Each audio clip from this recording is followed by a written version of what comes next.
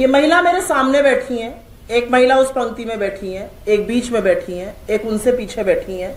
ये कौन सा हैंडबैग लेकर चलेंगी, इसका निर्णय भाजपा नहीं करेगी, इसका निर्णय कोई पुरुष नहीं करेगा, इसका निर्णय वो खुद करेंगी कि वो कौन सा हैंडबैग लेकर चलेंगी।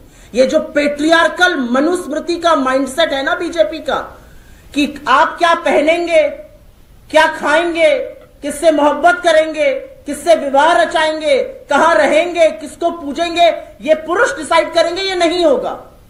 प्रियंका गांधी जी पैलेस्टाइन के इशू पर मुखरता से बोलती हैं और बोलना चाहिए। एक महिला होने के नाते मैं आपसे कह सकती हूं, जो वहां पर छोटे छोटे बच्चों के साथ हुआ वो अपराध है, इट्स अ जेनोसाइड, उसके खिलाफ बोलना चाहिए। और भारतीय सरकार का भी तो यही रुख है, नरेंद्र मोदी का भी तो यह स्टेटमेंट है। क्या भारतीय जनता पार्टी बात करती है? $1.8 मिलियन हम हर साल UNRWA को, जो पैलेस्टाइन रेफ्यूजीज को फंड जाता है, उसको देते थे। 1.8, $2 मिलियन से कम। उसको नरेंद्र मोदी ने बढ़ाकर $5 मिलियन किया। अभी हमने अक्टूबर में, अभी हमने नवंबर में, अगस्त में, जुलाई में पैसा भेजा पैलेस्टाइन। 30-30 मिलियन टन हमने दवाइयां और सामान भेजा राहत का। तब किसी का दिमाग नहीं खराब होता है। भारतीय जनता पार्टी की दिक्कत यह है, और इनके चरण चुंबकों से ज्यादा जो भक्त बने घूमते हैं, उनकी दिक्कत यह है, इनको न फॉरेन पॉलिसी का पता है, इनको न भारत का स्टैंड किसी मुद्दे पर पता है, इनको न यह पता है कि हम किसी को कितनी सहायता आर्थिक दे रहे हैं या नहीं दे रहे हैं, हमारा इजराइल और पैलेस्टाइन को लेकर क्या फॉरेन पॉलिसी, इनको कुछ नहीं पता है। इनको सिर्फ विरोध करना है। जिस दिन प्रियंका जी पैलेस्टाइन का बैग लेकर आई थी, उसी दिन 1971 की वॉर का विजय दिवस था, और वहां पर उन्होंने खड़े होकर बांग्लादेशी हिंदुओं का मुद्दा उठाया। तब बीजेपी को क्यों सांस सूख गया? तब बीजेपी क्यों नहीं कहती कि उनके पप्पा वॉर रुकवा देते हैं, बांग्लादेशी हिंदुओं को क्यों नहीं बचा रहे?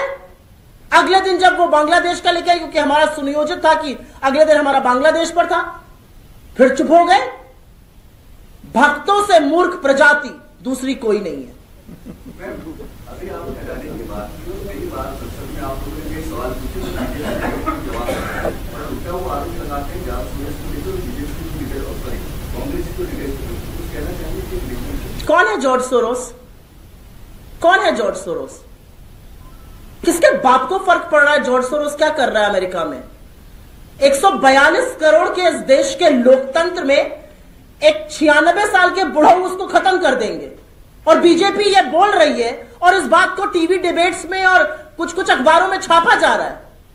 एक 96 साल का, मतलब बुढ़ऊ ही कहूंगी, हमारे यहां तो ऐसे बोला जाता है, अमेरिका में बैठे हुए एक बुढ़ऊ हमारे लोकतंत्र को समाप्त कर देंगे। ये बात भी पचती है आप जैसे मूर्धन्य पत्रकारों को? मुझे तो नहीं लगता पचती होगी। अडानी से बचना है तो जॉर्ज सोरोस का नाम लेना है। इनकी कुत्सित मानसिकता देखिए आप। इन्होंने अगले दिन, हमने बाबा साहब अंबेडकर की फोटो पकड़ के प्रदर्शन किया, इनके ट्विटर हैंडल ने रात को 10:45 पर उस पूरी फोटो को एडिट किया, बाबा साहब की फोटो हटाई और उस पर जॉर्ज सोरोस की फोटो लगाई। आप जॉर्ज सोरोस को भारत विरोधी कहते हैं, तो क्या आप बाबा साहब को इतनी आसानी से किसी भारत विरोधी व्यक्ति से रिप्लेस कर देते? यह आपकी मानसिकता दिखाता है कि आप भारत विरोधी लोगों के साथ खड़े हैं, आप संविधान को भी ऐसे ही रिप्लेस करना चाहते हैं। कौन है जॉर्ज सोरोस? क्या फर्क पड़ता है? जॉर्ज सोरोस को फर्क पड़ता है हिंदुस्तान की बेरोजगारी से, महंगाई से, आर्थिक असमानता से। हमें पड़ता है, आपको पड़ता है, इस देश के सरकार को पड़ना चाहिए, वो नहीं पड़ता है फर्क। क्या जॉर्ज सोरोस ये करते हैं? अडानी पर क्यों नहीं बोलते हैं? आप मुझे एक बात बताइए, एक आदमी है इस देश में, वो कारोबारी है, नरेंद्र मोदी का परम मित्र है, वो तोता है जिसमें राजा की जान बसती है, उसके खिलाफ अमेरिका की सरकार ने वारंट इशू किए हैं। डिपार्टमेंट ऑफ ज्यूरी की, जस्टिस की ग्रैंड जूरी ने 2 साल जांच करने के बाद, और जांच कोई लप्पू झिन्नों ने नहीं करी है, जांच करी है FBI और SEC, जो उनके यहां की सेबी होती है, मार्केट रेगुलेटर होती है। और उस जांच के बाद पाया गया कि इस व्यक्ति ने हेराफेरी करी है, जालसाजी करी है, और हिंदुस्तान में अमेरिका के पैसे को लाकर घूस दी है। उस व्यक्ति की जांच मोदी सरकार नहीं करना चाहती है, जिस व्यक्ति के खिलाफ श्रीलंका जांच कर रहा है, जिस व्यक्ति के खिलाफ बांग्लादेश का कोर्ट जांच कर रहा है, जो इजराइल में प्रोटेस्ट विरोध हो रहा है जिसके खिलाफ, ऑस्ट्रेलिया में विरोध प्रदर्शन हो रहा है, जिसकी स्विट्जरलैंड ने अकाउंट्स फ्रीज कर दिए हैं, उसकी जांच नहीं करना चाहती है मोदी सरकार। जिस इंसान के खिलाफ वारंट इशू हुआ है, और उस वारंट इशू होने से एक व्यक्ति पर फर्क नहीं पड़ रहा ना, पूरा हमारे कारोबार जगत पे, हमारे rule of law and order पे, हमारे मार्केट पे फर्क पड़ रहा है। और बीजेपी अडानी जी को बचाने के लिए खड़ी है। अरे एक जांच तो करिए, आप तो जो जांच करते हैं उनके हाथ बांध देते हैं। सेबी 18 महीने बाद कोर्ट में जाकर कहती है we have drawn a blank, क्योंकि सेबी प्रमुख का अडानी जी से खूब लेना देना है, और वो सारे साक्ष्य सामने आ रहे हैं, सारी मिली भगत है, ये वो पुआ माल है जो सबने मिलकर खाया है, ये असलियत है। DRI, department of revenue intelligence ने बोला ये कोयला महंगे दाम पर लाए थे और इन्होंने हिंदुस्तान के लोगों से बिजली का दाम बढ़ाया। बजाय उसकी जांच करने के डीआरआई के हाथ बांध दिए जाते हैं। फिर मोदी सरकार के लोग कहते हैं ये विदेशी मीडिया की साजिश है। इनको तो खैर साजिश 21 साल की दिशा रवि थी उसमें भी नजर आती है। विदेशी मीडिया अगर मोदी जी की वंदन कर दे तो वाजिबा हर आदमी शेयर करेगा उसको, फिर वो मॉर्निंग कंसल्ट हो, वॉशिंगटन पोस्ट हो, द गार्जियन हो, सब शेयर करेंगे।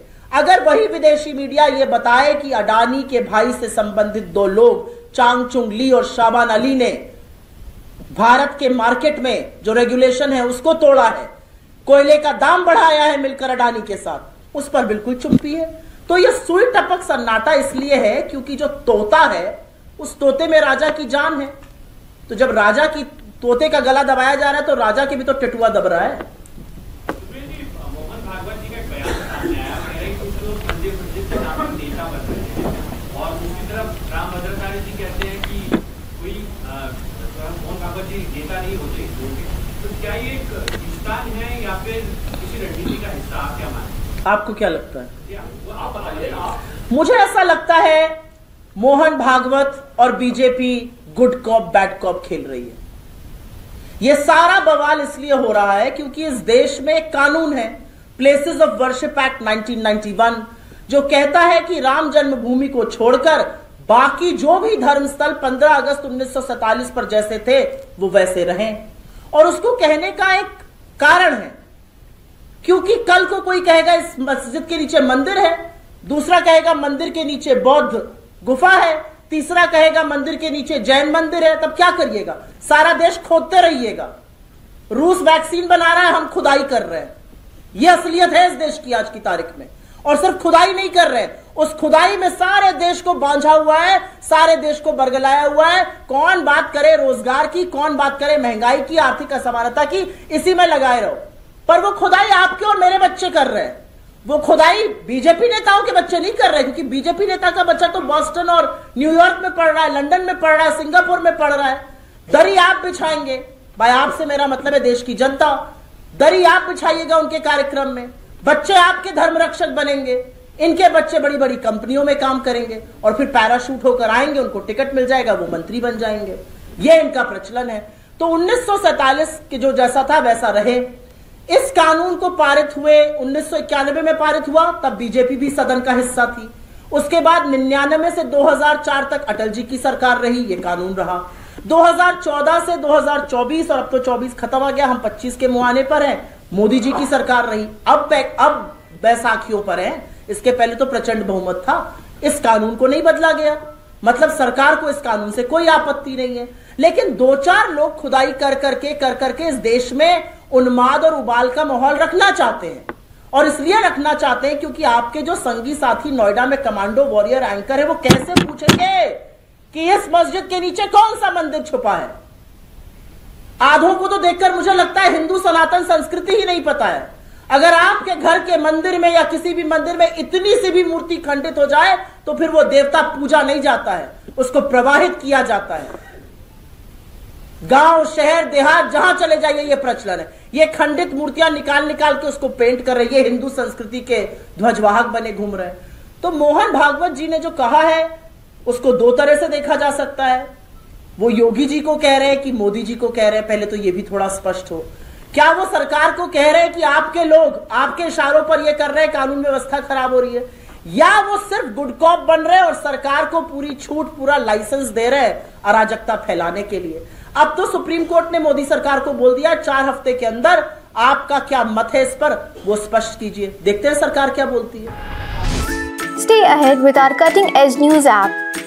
Instantly access the latest shorts in just 1 minute and breaking news in just 50 words. Download now for a smarter, faster news experience.